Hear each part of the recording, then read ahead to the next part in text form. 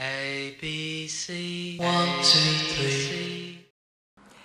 Hello. Again, my name is Zonice Jones, and I'm from Pizzazz Incorporated. I'm the co-founder and president of Pizzazz Incorporated, and we've been in existence since 1995. And the reason why my husband Paul and I started Pizzazz was to help ensure that children who were underachieving in school would be given every opportunity to show the teachers how smart they really are. And so we put programs into place, and you know what? We've been proven every day that we are correct, that children are capable of learning. It's just how do we make it possible for them to show the world how smart they really are. And over the last two blogs, as you know, I've been blogging about the impact of education on children progressing from grades 1 through 3 or grades kindergarten to 3rd grade. Now, it's not my goal to beat a dead horse, which is what my daddy say. My daddy used to say, don't beat a dead horse.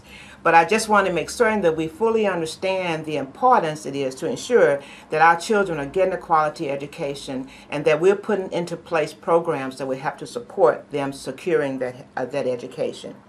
I hope that you got it. I hope that when you watch those last two blogs that you got it, that you went to your State Department's website, State Department of Education website, that you went to your school district's website, and that you studied the test results, that you looked at the test results for your state, you looked at the test results for your schools.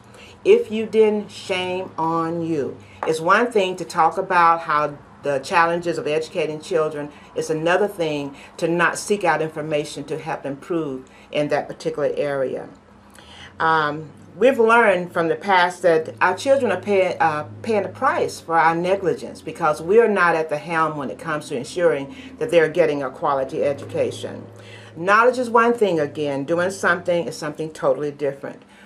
What can you do? Okay, what you can do is you can go and attend, I talked a little about parents. Parents, you can read to your child. You can have someone else read to your child. You can take them to the library to read to them to ensure that your child can read by the 3rd grade because that is the pivotal grade for learning. But you, as an adult and as Americans, there's things you can do. You can stay informed. You can attend the school board meetings. You can read about laws and policies that's going to be put into place. It's one thing to read about it, but I mean to really know about it because these laws and regulations are going to impact our children's future and the future of our nation. I want to kind of switch the topic right now.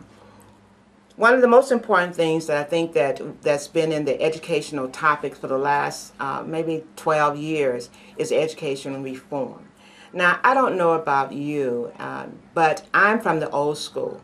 When the word reform was spoken during my generation, reform was a place where children, bad children, were sent because of their conduct. They call them reformatory schools. So when you talk about education reform, what is it actually that we're talking about? I have a quiz for you. Approximately how many years have Americans tried various approaches to increase children's success in school and improve in schools? Approximately how many years? Think about it. Did you know that it's been 50 years, that over the last 50 years, America has been trying to reform our schools, to educate our children, and to raise the standard of education for our children. 50 years. Now, I did some research. In 50 years, the brain really hasn't changed that much. So learning skills and available many years.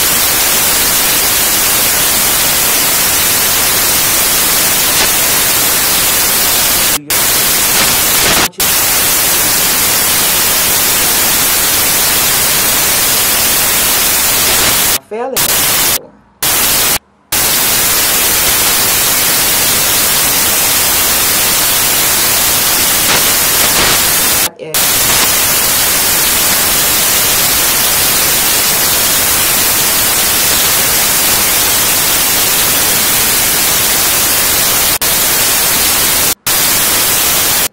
And I want that our children are educated. And I'm going to go back to something pretty simple, something that I I learned when I was in banking many, many years ago. And I'm going to plant this word, and I'm going to give this word to you, and then I want you to go back and do your research. And then I want you to think about it. When it comes to educating children, especially the children that they're saying are failing in school, you're talking about children of color. We're talking about children of a certain ethnicity, children that lives in certain areas.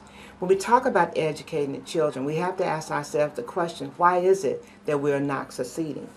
And what I want to plant in your mind is this little phrase here, the Pygmalion effect.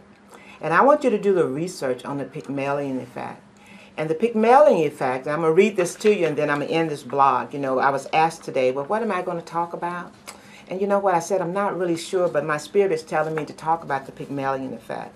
And the Pygmalion effect refers to the phenomenon in which the greater the expectation placed upon people, often children or students or employees, the better they perform.